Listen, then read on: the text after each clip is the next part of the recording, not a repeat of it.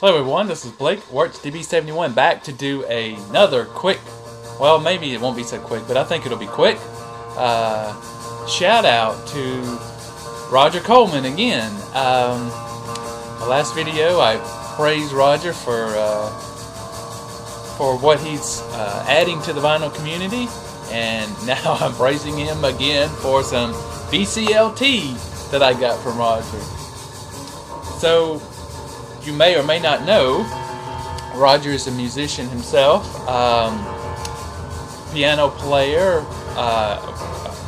likely one of many instruments, as I understand it. And so he had mentioned something in one of his earlier videos about a release that he did recently, a piece of improvised work, piano and percussion. And I listened to some of the tracks that were available online, and I thought, man, it's really good. And then out of the blue, I get some VCLT love from Rodger, and it's a copy of the Indeterminate release. Wow. So I got this a few days ago, and being busy and really wanting to listen to it to get a good sense for it, I am now ready to give my thoughts about it, if it's worthwhile. But first off, regardless of whether I like it or not, thanks very much, Rodger. I appreciate it.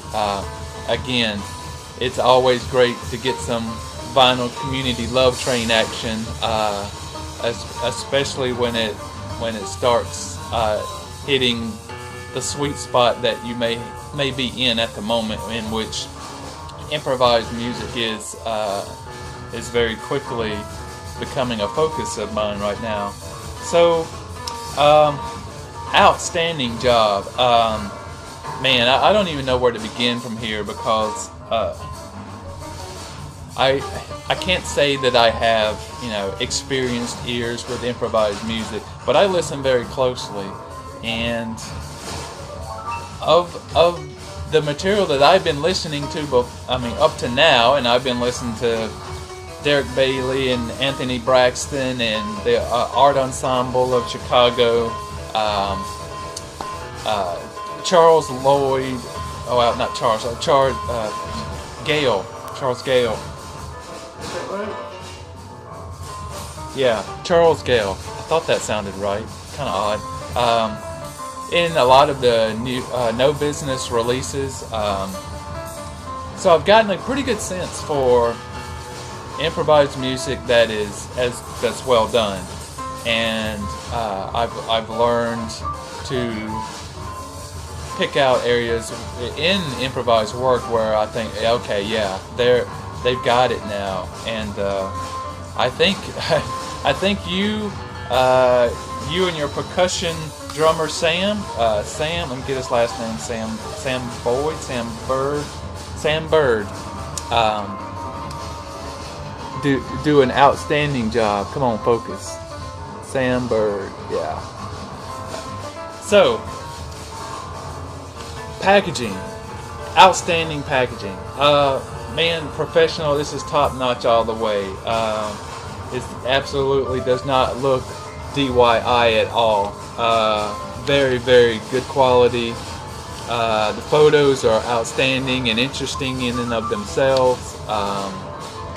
The booklet, nice booklet that comes with it. A great little article in here, written by Rodger about improvisation.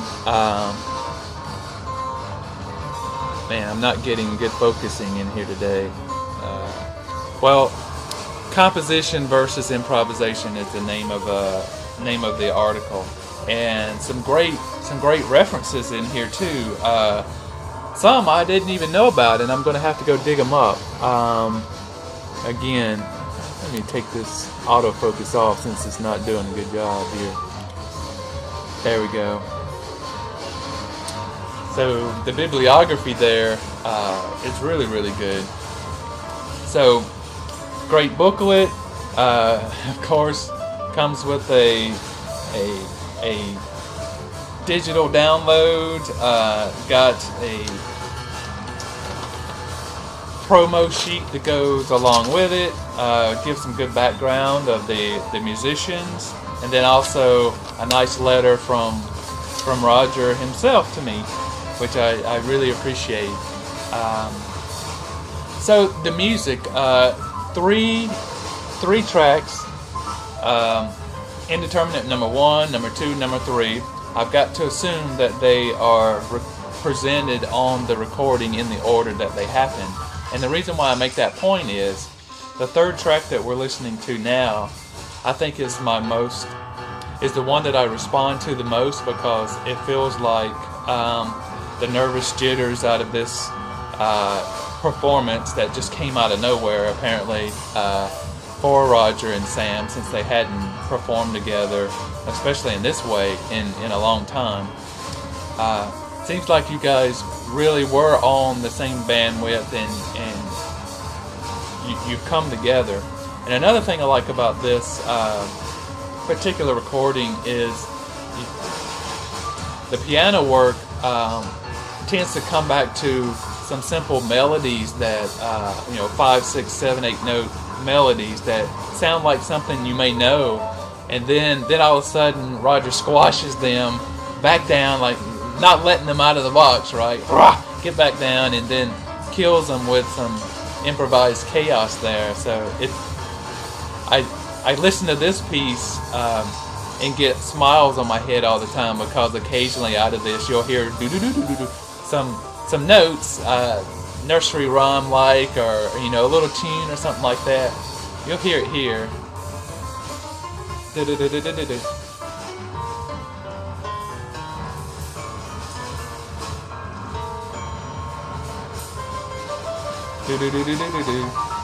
And then gets all on top of it, squashing it, or at least that's the visualization that I get. So overall, I think it's fantastic. One suggestion that I would make, there is an attempt to just fill the room with lots of sound, right? I think it would be beneficial if the musicians gave each other some time to just work things out by themselves. A little solo here, a little solo there. Don't be afraid to let some sound space or silence enter into the work, instead of feeling like you've got to fill the room with sound. Just let the silence be part of the sound. That's the only recommendation that I can make, because I think in pieces that I've heard, especially when Derek Bailey and Anthony Braxton are performing together on the recordings that I had, there would be times when one musician would just go off and let the other work on an idea or something for a while. Maybe while Anthony's trying to figure out which one of his 17 horn instruments he wants to pick up and start playing. I don't know, but it sounds like it's intentional. So take that for what it's worth. But overall, anybody in the vinyl community that's looking at this video and you really like improvisational music, this is fantastic stuff. Something that I would love to get on vinyl, and maybe I'll say something about that in just a second. Go to contact Rodger, or go to New Boy Jazz, newboyjazz.com, I think, or search for it on Google, and purchase yourself a copy of this CD. It is great. Vinyl release. So I think, I've already mentioned to Rodger, I said, man, this would be fantastic to get on vinyl. And he says, he's talking to the other individuals about this. And there was Rodger might have mentioned, he must have mentioned in his video, maybe a 3-sided 45 RPM release. Now, you don't need to go that far. I think you can get, the first 2 tracks on one side of a single LP, 33 RPM. Get get 2 tracks on one side and the 3rd track on the second side. But if you want to do a 3-sided 45 release, one thing that's interesting to me is you make reference in the booklet about a conversation that happened after the performance with the audience and someone there who teaches at a local university or something. If any of that's recorded, drop that on the 4th side at 33 RPM, just the highlights of the conversation. You can get a good, just with conversation, you can get a good 25, 28 minutes worth of that on one side, on the last side, and that would be cool to hear what transpired after the audience heard this. Seemingly, probably most of them didn't know what was coming and how they responded to it. So that would be a cool idea. Definitely gatefold.